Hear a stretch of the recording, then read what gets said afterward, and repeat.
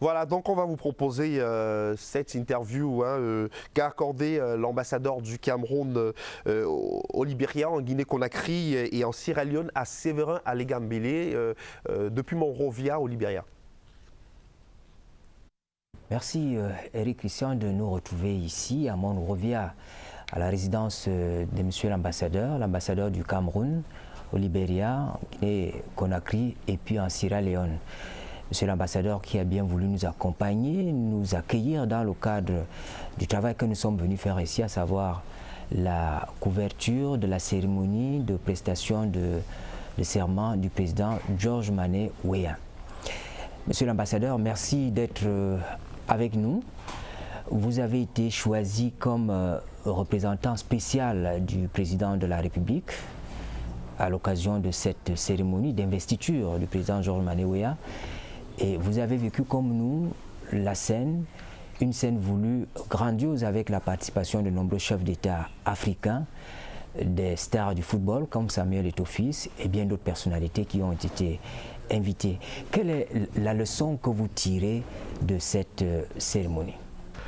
Je dois dire que c'est en fin de la semaine que j'ai eu des instructions de la présidence de la République me demandant de représenter le chef de l'État à un événement de cette envergure.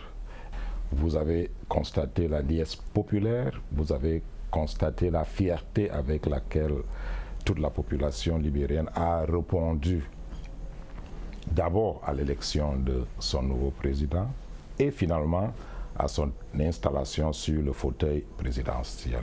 Ça a été une longue et dure bataille. Ça a été une bataille à laquelle le corps diplomatique au Libéria a joué son rôle de médiateur par-ci, d'intervenant par-là, tout en gardant à l'esprit qu'il faut respecter la souveraineté du pays hôte. Le fait même de pouvoir arriver au stade où nous étions le jour de l'installation du président en paix, c'était déjà une grande victoire pour le Libéria.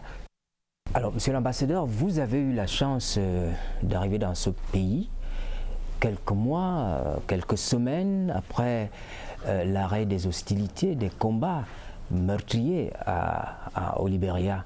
Quand vous regardez ce pays aujourd'hui, ce qu'il était à votre arrivée, vous vous dites, il avance, il est sur place, il y a un avenir?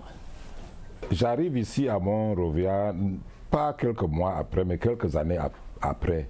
Mais c'est un peu comme si c'était quelques mois après, par rapport aux nombreux dégâts que nous pouvions encore à cette époque constater sur le terrain. Des poteaux électriques tout coupés, les systèmes d'eau pas du tout existants, ne fonctionnant pas. Même à la résidence, nous avons dû acheter d'abord des groupes électrogènes que nous utilisons jusqu'aujourd'hui. L'électricité, c'était vraiment en miettes que c'était distillé. Et nous avons dû installer les premiers poteaux autour de notre résidence. Nous avons dû chercher des quartiers qui étaient un peu plus sécurisés. Il n'était pas possible de vivre à plus de 2 kilomètres à partir de la présidence. Des personnes avec des jambes et des bras coupés et beaucoup de mendiants. Après quelques années, vous arrivez, vous, à Monrovia, je ne peux pas penser que vous avez fait le même constat que nous. Au moment où nous sommes arrivés ici, nous avons l'eau qui coule, même si de temps en temps il y a des problèmes. Il y a 2 ans, on a remis en marche l'unique station hydroélectrique dont disposait le pays. Il y a seulement 1 an et demi, 2 ans qu'on a remis cela en marche. Tout ça à cause de la guerre. Les écoles étaient presque inexistantes. L'armée était à reconstituer. Nous sommes contents de voir qu'après la folie, tout le monde se met au travail, tout le monde se respecte. Monsieur l'ambassadeur, vous faites bien de parler de folie en évoquant ce d'aucuns s'amusent à appeler guerre civile. Vous venez d'une région de l'Afrique centrale, et parfois dans certains pays comme le Cameroun, d'ailleurs qui est votre pays d'origine, on entend des voix s'élever à appeler à la guerre civile. Je crois que vous êtes mieux placé aujourd'hui pour nous dire un peu à quoi renvoie véritablement une guerre civile. Chaque fois que j'ai pu parler de cette situation par rapport au Libéria, me basant sur l'expérience que nous avons eue du Libéria et me projetant vers l'avenir en ce qui concerne mon propre pays, j'ai pu dire aux gens, c'est très facile de souhaiter la guerre, c'est très facile de souhaiter la vengeance, c'est très facile de déclarer la guerre. On a eu l'expérience au Rwanda, on a eu l'expérience dans d'autres pays.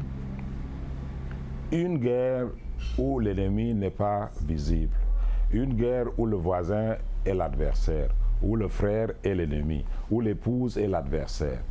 Qui peut souhaiter cela pour ses pires ennemis? Qui peut souhaiter ça pour son pays? On sait quand la guerre commence, surtout la guerre civile, on ne sait pas quand elle finit. Et elle finit toujours dans le désastre pour tout le monde. Il n'y a pas de gagnant, il n'y a pas de perdant. Excellence, le chef de l'État a fait de vous l'ambassadeur du Cameroun au Libéria, en Guinée-Conakry et puis en Sierra Leone. Comment vous vous organisez pour couvrir ces États, sachant que les problèmes ne sont pas les mêmes dans chacun de ces pays? Je dois dire que c'est difficile, c'est très difficile vu les moyens de déplacement que nous avons. Et aussi parce que bien que j'ai eu à présenter mes lettres de créance ici au Libéria, qui sont comme, qui est la lettre, qui est comme le certificat d'accès aux autorités du pays, je n'ai pas pu le faire jusque-là dans ce pays voisin qui sont tout aussi amis du Cameroun que le Libéria, qui est siège de notre ambassade. Mais de temps en temps, nous envoyons des gens, surtout en Guinée, pour rassembler la communauté, pour régler, quand nous avons les moyens, le problème de passeport, donner des cartes consulaires. C'est surtout en Guinée que nous avons de nombreux étudiants. Vous serez étonnés de voir le nombre d'étudiants que nous avons là-bas, en médecine, en ingénierie, en sciences vétérinaires, et vraiment dans des secteurs qui intéressent bien le Cameroun. On a une petite communauté ici au Libéria, mais c'est ici où nous sommes basés. C'est pour des raisons historiques.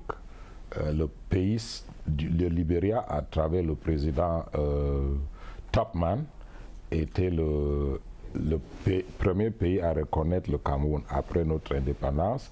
Le président Topman est venu au Cameroun au moment où, comme aujourd'hui, on nous donnait pour perdus tout au début de notre indépendance. Il est venu avec son ambassadeur dans son yacht. Et c'est quelqu'un qui, on me dit, n'aimait pas voyager en avion. Il est venu avec son ambassadeur qu'il a laissé à Yaoundé. Et le président Ahidjo est venu ici à l'époque. Et je dois vous rappeler la petite histoire que les gens oublient souvent. Le premier ministre du Cameroun oriental, M. Charles Assalé, était déjà venu ici en 1959.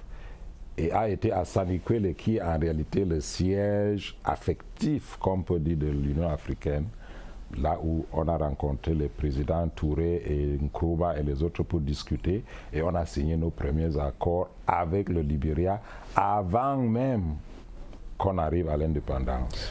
Alors, monsieur l'ambassadeur, pendant notre séjour ici à Monrovia, nous avons été ravis de constater qu'il y a tout un quartier, un marché qui s'appelle Douala.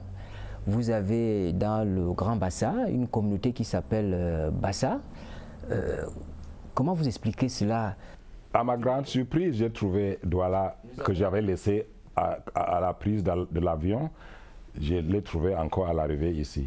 C'est quelque chose que je peux dire nous facilite un peu les contacts ici. Mais c'est quelque chose qu'on doit mettre sur le plan anthropologique. Il y a eu des moments où nous avons eu des entrées ici parce que les autorités se rappellent qu'ils ont des frères Bassa au Cameroun.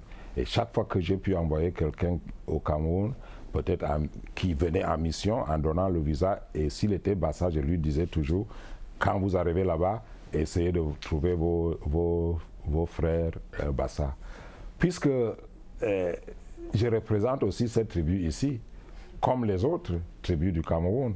Et tout ce qu'on peut développer par des contacts émotionnels, ça rapporte pour le Cameroun. C'est tout comme le fait que le président Weah a joué au Cameroun, est un fils du Cameroun, fait qu'on a un rapport spécial déjà au Cameroun, ici. Ça a été un plaisir, monsieur l'ambassadeur, d'être avec vous, de bénéficier de votre accompagnement tout au long de notre séjour ici. Merci pour cet accueil à Monrovia. Oui, merci beaucoup. C'est tout à fait normal que je fasse ça. Quand nous faisons des choses pour la communauté camerounaise ici ou pour notre pays, on fait cela avec beaucoup d'humilité. Je vais vous dire, quand j'ai été nommé ambassadeur ici, un de mes amis qui est venu me rendre visite, M. Massoma Biomla, et à travers cette émission, je lui envoie des salutations. Quand il est venu chez moi me féliciter, il m'a dit « Gang !» Vraiment, je ne savais pas que M. Humble pouvait être nommé ambassadeur. Et je lui ai dit, ça dépend de nos chefs et ça dépend de Dieu. Voilà, Éric Christian, c'était donc l'ambassadeur du Cameroun au Libéria pour la Guinée-Conakry et pour la Sierra Leone.